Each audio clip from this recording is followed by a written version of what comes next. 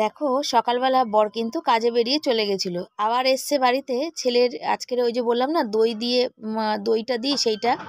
আর এই দেখো, ছেলে ওর বাবাকে নমস্কার করছে। আর বাবা ছেলের এই যে অদ্ভুত এই ব্যাপারটা কার কার বাড়িতে হয় অবশ্যই তোমরা কমেন্ট করে জানিও। আমি এখানটা মিউট করে পর থেকে ভয়েস দিচ্ছি।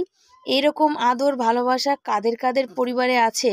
আমরা না টাকা পয়সা নেই, কিন্তু অথচ এদিক দিয়ে কিন্তু আমরা ভীষণ সুখী পরিবার।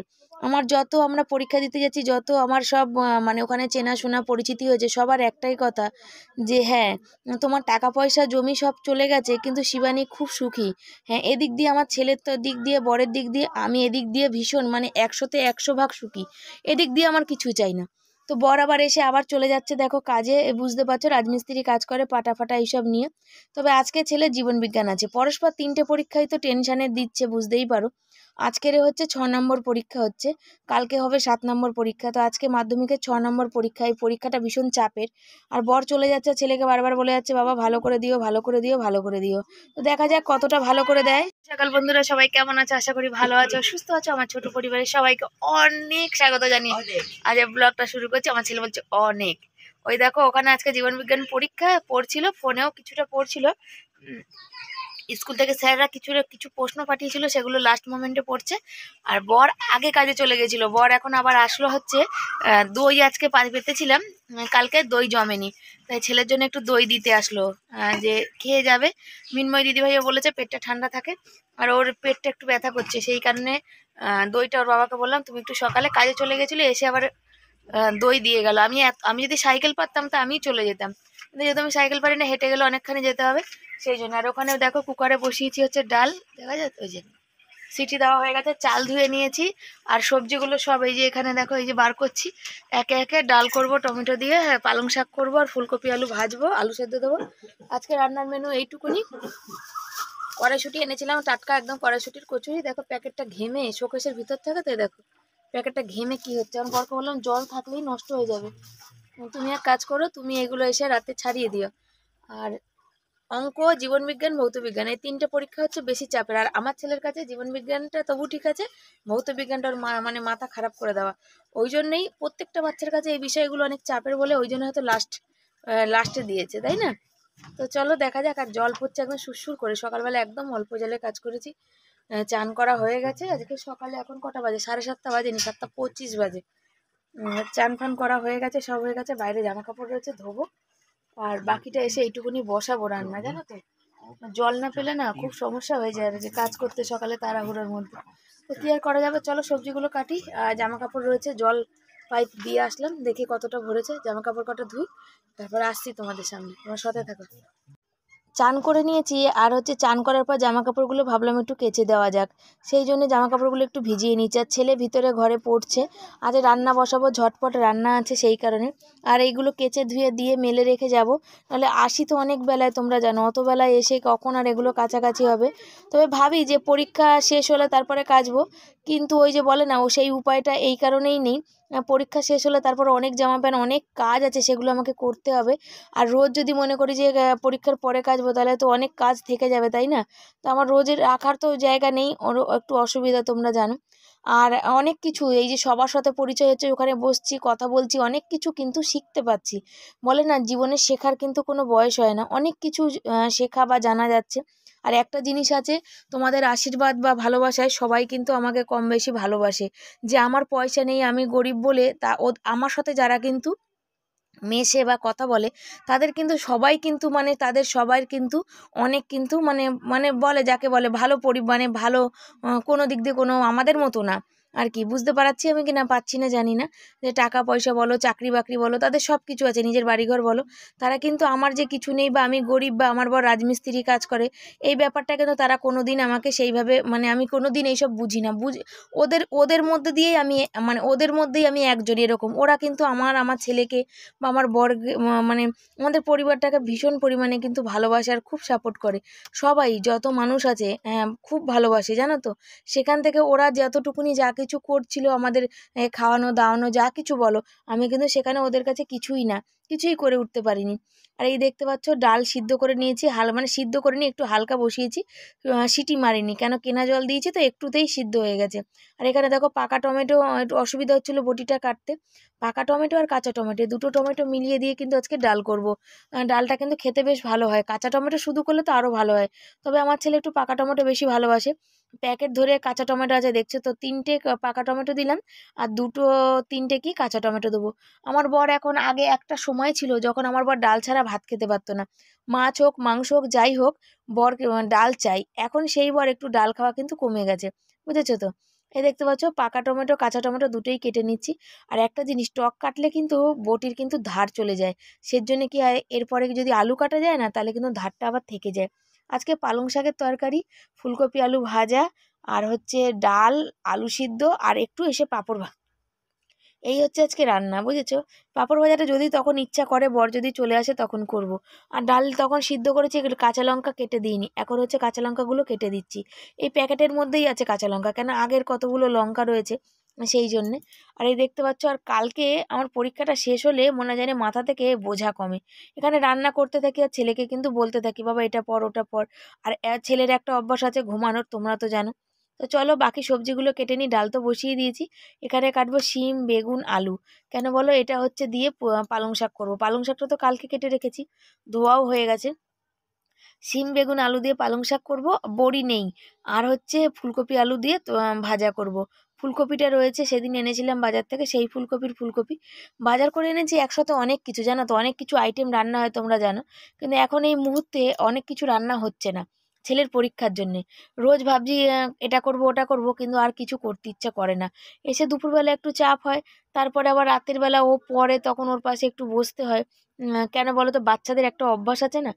আর দেখো বেগুন যত ভালোই আনো না কেন একটু ঠিক বাড়িতে থাকলে কানা হবেই। তো বেগুনগুলো বড় বড় করে পালং শাকের জন্য কেটেছি, আর ফুলকপি কাটছি। আর অর্ধেকটা বেগুন রেখে দিলাম, কালকে বেগুনই করব। দেখা যাক, শনিবার কিচ্ছু করব না। আর এই কদিন পরীক্ষার টেনশনে আমার ভীষণ কিন্তু শরীর কিন্তু খারাপ।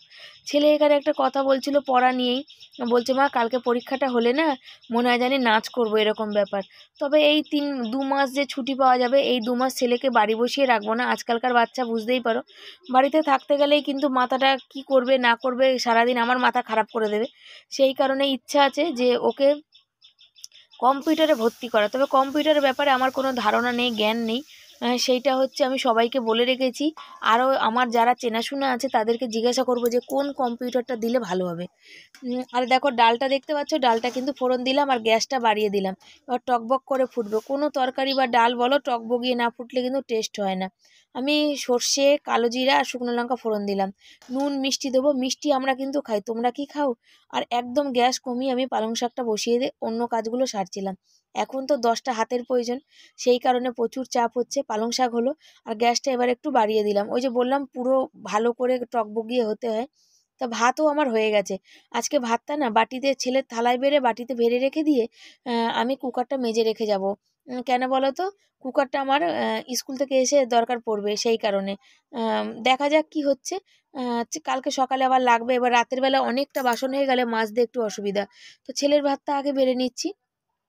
আমার মারা বলতো ভাত মানে প্রথম ভাত মেয়ে সন্তানদের খেতে নেই, সেই জন্যেই এই ভাতটা রেখে যাচ্ছি, রেখে যাই কেন, ছেলে আসলে যদি খিদে পেয়ে যায় ও খেয়ে নেবে। আর ডালটা গরম করে দেবো, আর যদি না বলে যে না আমার খাবো না একটু এদিক ওদিক খাই, ভাত তুমি গরম বসাও, তাহলে আমি খেয়ে নেবো। কিন্তু আমার না ঘরে খাবার দাবার না থাকলে, গরিব হতে পারি কিন্তু খাবার দাবার কম থাকলে আমার না ঠিক মানে ভালো লাগে না। আর ওখানে পালং শাকটাও হয়ে গেছে, এবার পালং শাকটা নামাবো। আর এরকম কেন বলো তো, অন্ধকার এত মানে কেমন ঘোলা হয়েছে না, এই জন্যে পাশের বাড়ি ধোঁয়া দিয়েছে। আর দেখতে পাচ্ছ আমাদের ঘরে, তোমরা ক্যামেরাটা দেখলেই বুঝতে পারবে যে কতটা ধোঁয়া ঘরে ঢুকেছে। আর আমার ছেলের একটা সমস্যা আছে, ধোঁয়াটা না ও নিতে পারে না, ওর খুব অসুবিধা করে, সমস্যা করে। তো কি আর করা যাবে, সব কিছু তো আর নিজের মন মতো হয় না, সেই কারণে তো এগুলো করে চলো যাই বাইরে বাসনটা ধুতে, ফুলকপি ভাজাটা বসাবো, আগে বাসনটা একটু ধুয়ে আসি। তাই চলে এসেছি বাসনটা ধুতে, আগে বাসনটাকে ভিজিয়ে দিচ্ছি, তারপর গামলায় একটু জল নিয়ে রাখবো, কারণ এসে তো ভাত বসাবো, সেই কারণে। তবে গামলা, চায়ের বাটি, দুধের বাটি, কালকে রাতে ছেলে দুধ খায়নি, দুধ ছিল তো দুধের বাটি, কুকার, এগুলো কিন্তু সব কিন্তু দেখো আমি এখানে নিয়ে নিয়েছি। সব মাজা ঘষা করব। তারপরে হচ্ছে মেজে ঘষে রেখে ওই যে গামলাতে পাইপও দিয়ে দিয়েছি, জলটা তুলে রেখে যাব। তোমাদের তো বললাম যে জলটা তুলে রেখে যাব সেই কারণে। তো চলো, এই হচ্ছে জীবন, কেটে যাচ্ছে, কাটছে অনেক ভালো। এই ছেলের দৌলতে অনেক ভালো ভালো বন্ধু পেয়েছি। জীবনে যা ভালো বন্ধু পাইনি, মানুষের জীবনে কিন্তু প্রকৃত ভালো বন্ধুর কিন্তু খুব দরকার। সেটা কিন্তু আমি এই বন্ধুদের মাঝখানে গিয়ে পেয়েছি। তারা কিন্তু আমাদের খুব ভালোবাসে, এটাই কিন্তু অনেক ভালো লাগে। যেখানে অনেক জায়গাতে আছে যেখানে টাকা পয়সার ভেদাভেদ দেখা যায়, কিন্তু এইখানে কিন্তু সেই ব্যাপারটা নেই। এরা আমাদের খুব ভালোবাসে, আমাকে, আমার ছেলেকে বা আমার পরিবার যাই বলো। বেশ ভালো লাগে ওদের সঙ্গে সময় কাটাতে, গল্প করতে, কথা বলতে বেশ ভালো লাগে। অনেক কিছু শেখা যায়, জানা যায়। আর কুকারের এই একটা সমস্যা, আমার মাজতে না ইচ্ছা করে না। এই জায়গাগুলো ব্রাশ দিয়ে যতক্ষণ না তুমি ঘষবে না, ততক্ষণ কিন্তু বেশ মানে কি বলবো, ভাত লেগে আছে, ডাল লেগে আছে, কি লেগে আছে ভগবানই জানে, কিন্তু থাকে কেমন যেন হয়। সেই জন্যে ভালো করে ব্রাশ দিয়ে বেশ সুন্দর করে ঘষে নিচ্ছি যাতে পরিষ্কার হয়। আর আমার এই মানে কি বলতো, এঁঠো কাটা লেগে থাকা ওই সব বাসন পোষায় না। কম মাজবো, অল্প অল্প মাজবো, বারবার মাজবো, সেও ভালো, কিন্তু যেইটুকু মাজবো পরিষ্কার করেই মাজবো। এই একসাথে অনেক বাসন নিয়ে মেজে তারপরে মানে হাত ব্যথা করবে, সেই সব আমার ঠিক হয়ে ওঠে না। আর আমি পেরেও উঠি না, আমার হাতে ব্যথার সমস্যা আছে। তবে ওখানে নিজের লোকেদের থেকে বাইরের লোকেদের কাছে অনেক কিছু শিখতে পাচ্ছি, জানো তো, কিভাবে মাধ্যমিকের পরীক্ষা দেয়, কিভাবে না দেয়। আমি আর আমার বর তো অত দূর পড়াশোনা করিনি, কিভাবে কোশ্চেন লেখে কিভাবে না লেখে এগুলো আমরা জানি না। সে ওখানে ওই সব মানুষের কাছে কিন্তু অনেক অনেক কিছু শিখতে পাচ্ছি, যেটা কিন্তু খুব কিন্তু ভালো লাগে, বেশ বেশ ভালো লাগে। সবাইকে এত মানুষ এত ভালোবাসা, এত মানে জানি না সহ্য হবে কি না, বলে এত ভালোবাসা কিন্তু মানুষের সহ্য হয় না। দেখা যাক কি হয়। ভাজা বসিয়ে দেখো এখানে বিছনা তুলতে এসে গেছে। আর বিছনাটার অবস্থা দেখতে পাচ্ছ কি অবস্থা, এটা হচ্ছে আমার ছেলের বই খাতা, বরের বোরোলিং, জলের বোতল, জ্যাকেট, জামা প্যান্ট। ওকে পাঠালাম চান করতে, বললাম তুই আগে চান করতে যা, আমি বিছনা গুছাই, যা বলে দেখো বিছনা গোছাচ্ছি। আর বিছনাটাই হচ্ছে আমাদের তো বসার মেন জায়গাই হচ্ছে বিছনা, সারাদিন বিছনা। প্রিয়া বলেছে যে দিদিভাই বিছনায় বসে খেও না। সত্যি কথা বলতে ঘরে এত মশা, রাত্রিবেলা বিছনায় না বসে খেলে খাওয়ার আমাদের জায়গাটাই নেই। এখানে নিচে বসে খাওয়া হয় না, তখন এত ছুঁচো, রাত্রির মানে সন্ধে হতে পারে না তার আগে ছুঁচো কিন্তু এত উৎপাত করে যে তখন আর মানে কি বলবো, যে যদি কামড়ে দেয় নিচে বসলে, এরকম একটা ব্যাপার থাকে। সেই কারণেই কিন্তু নিচে বসে খাওয়া হয় না, চকিতে বসেই খাই। ওই জন্য প্রিয়াকে আমি কমেন্ট করে বলতে পারতাম, কিন্তু কমেন্ট করে বললাম না, ভিডিওর মাধ্যমেই কথাটা বললাম। তো চলো ঝটপট রেডি করে ছেলেকে খাইয়ে নিয়ে তাড়াতাড়ি করে স্কুলে চলে যাই। আজকের পরীক্ষা দিল, বললো তো ভালো হয়েছে। এখন একটা জিনিস জানতাম না, যে জীবন বিজ্ঞানে পুরো শর্ট কোশ্চেনগুলো পূর্ণ বাক্যে লিখতে হবে। সেই জায়গাটা না করলে নাকি উত্তর ঠিক হলেও নাকি নাম্বার নাকি কেটে নেয়। 2-এর কোশ্চেন হলে 1 দেবে, 1-এর কোশ্চেন হলে হাফ দেবে। ঠিক উত্তরটা ঠিক হলেও হবে না, ওখানে পূর্ণ বাক্যে লিখতে হবে। তো ওই জিনিসটা মনে হচ্ছে ছেলে ভুল করেছে হয়তো, যেহেতু আমি অতদূর পড়াশোনা করিনি, আমি জানি না, জানতাম না, আর কেউ বলেনি, বুঝতে পারিনি। এখন ওই জায়গাটা ঠিক করবে কি করবে না, ওটার ভীষণ চিন্তায় আছি। আর সব বাচ্চা বেরিয়ে গেছে, তারপর আমার ছেলে বেরিয়েছে, সেটাও একটা মানে সব বাচ্চা না, মোটামুটি অর্ধেক বেরিয়ে গেছে আমাদের যত চেনাশোনা। তারপরে আমার ছেলে বেরিয়েছে বন্ধুদের সাথে, তার যথেষ্ট টেনশান, মানে পরীক্ষা মানেই টেনশান। তারপরে তো মাধ্যমিক খাতা দেখার ব্যাপার হচ্ছে, পুরোটা ভাগ্যের উপর নির্ভর করে কোন স্যার কীভাবে কেমন খাতা দেখবে। যদি ভাগ্য ভালো না থাকে, এমনিতে আমাদের তোমরা জানো যে ভাগ্য আমাদের এমনি ভালো না, এমনি মানে ভাগ্য আমাদের পাশে নেই, থাকে না। বাকিটা জানি না কি হবে, ভীষণ আমার টেনশান হচ্ছে, শরীরটা কেমন করছে, এমনি শরীরটা ভালো না, খারাপ। তো দেখা যাক সব মিলিয়ে মিশিয়ে কী হচ্ছে, বলতে তো এখন পাচ্ছি না। রেজাল্টের সময় বলতে পারবো, সবটাই ভাগ্য। দেখা যাক ভাগ্য কি বলে। চলো বাড়ি যাই, ভাত বসাতে হবে। খাওয়া হয়ে গেছে, ছেলেকে খেতে দিয়ে দিয়েছি। কেন বলো, ছেলেকে বললাম যে দুপুরে ঘুমাবি না, ছেলে আজকে এসে আর মানে কিছু করেনি, বই পড়ছিল। আর ওই আমি যে দিদি ভাইয়ের বাড়িতে বসি, ওনার মেয়ে খুব সুন্দর গান গায়, তো ওই ভিডিও আছে, জানতাম না আজকে জানলাম। সে গান কটা একটু শুনছিল, খুব সুন্দর গলা, ওই যে আমার ছেলে এখনো গান গাইছে সেই গানটাই। আর এখানে রান্না করেছি হচ্ছে ফুলকপি আলু ভাজা, সকালেই দেখেছো তোমরা, টমেটো দিয়ে ডাল, কাঁচা পাকা 2টো টমেটো। আর এখানে পালং শাকের মানে তরকারি। আলু সিদ্ধ, পাঁপড় ভাজবো ভেবেছিলাম ভাজিনি, ছেলে খেয়ে ওখানে মশারির মধ্যে ঢুকে পড়েছে, ওই যে শুতে চলে গেছে, ধূপ করে শুয়ে পড়লো। 1 ঘন্টা শোবে, শুয়ে তারপরে উঠে ওর বাবা ডেকে দেবে। কাল যেহেতু ভৌত বিজ্ঞান ভীষণ চাপের আছে। আর এই যে আমার বর এখানে খেতে বসে গেছে চান করে, আমাকে বলছে, ও বলেছিল যে ও বেড়ে খেয়ে নেবে, তো আমি বসে আছি যখন আমি দুটো ভাত বেড়েই দিই। এখন শোবো, ফোনটা চার্জ নিয়ে চার্জে দেবো। আর আজকে পরীক্ষাটাও জানি না কি কেমন, সবই কমন জানা। আর সব থেকে বড় কথা হচ্ছে মাধ্যমিক পরীক্ষা দিতে গেলে আমরা তো অত কিছু জানি না, তাই জন্যে অত নিয়ম কানুন ছেলেকে বলে উঠতে পারিনি। সবই উত্তর জানে, সবই লিখেছে, হয়তো ঠিকঠাক নিয়মে লিখেছে কিনা সেটা জানি না। তো দেখা যাক, কালকে শেষ পরীক্ষা, টেনশনটা কমবে। খাতা এবছর খুব অল্প দিনে দেখে দেবে বলছে নাকি, উচ্চ মাধ্যমিকের আগেই নাকি খাতা দেখা কমপ্লিট হয়ে যাবে মাধ্যমিকের। আবার মাধ্যমিকের উচ্চ মাধ্যমিকের খাতা অল্প দিনে দেখে দিতে হবে। ভোট আছে, ভোটের ট্রেনিং আছে দিদিমণিদের, সেই জন্যে। তো সেই জন্য জানি না খাতায় কত কি নাম, মানে খাতা অল্প দিনে দেখা মানে বুঝতে পারছো খাতা কিভাবে দেখা হবে। সবটাই ভাগ্যের উপর নির্ভর করে, তো দেখা যাক ভাগ্য কি বলছে। তোমরা সাথে থাকো, দেখতে থাকো। আর কি রান্না করেছি বলে দিলাম, বরকে খেতে দিয়ে দিই, তারপর আবার আসছি তোমাদের কাছে। চলো। অনেক পরে আসলাম, অনেক পরে বলতে অনেক পরে, সেই দুপুরের পরে আর আসিনি। কালকে ভৌত বিজ্ঞান পরীক্ষা, ছেলে ফোন নিয়ে অনেক পড়ছিল, সাজেশন টাজেশন, ওই জন্য আসিনি। এখন রাত্রির 11টা বাজে, রুটি করা হয়ে গেছে। আর গেছিলাম একটু মিষ্টি আনতে, ওই সেদিন মিষ্টি যে খাওয়ানো হয়েছিল সে বন্ধুর মা, মানে বাচ্চাগুলোর জন্যে মিষ্টি। আর ছেলে পড়ছিল, সেই জন্য এই দেখো খাবার, আলু ভাজা, মানে ফুলকপি আলু ভাজা আর রুটি, আর আমিও খাচ্ছি একটা। আর অনেকটা পর আসলাম টাইমে, বলো তো।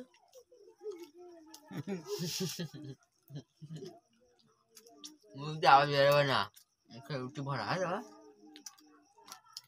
12 হয়ে গেছে, রুটি বলো,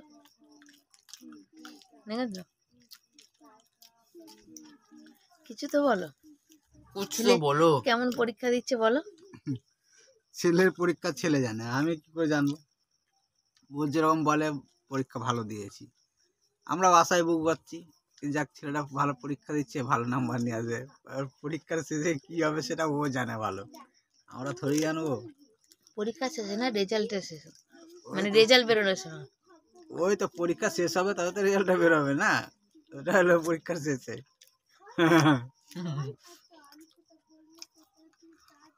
দেখা যাক এখন কি করে না করে। ওর বাবার বেশি টেনশন, কিন্তু প্রকাশ করে না, ঠান্ডা মানুষ তো, চুপচাপ থাকে। বলো একবার। কার কাছে প্রকাশ করব?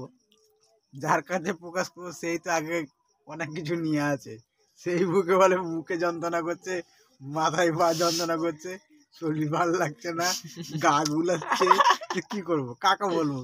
কার কথা? তার থেকে আমার যন্ত্রণা আমার কাছেই থাক, ওর যন্ত্রণা ওর কাছে। ও তো আমাকে বলে, আমি তো বলতেই পারি না। তোমার শরীর খারাপ করবে তাও আমার দোষ দেখতে পাচ্ছ?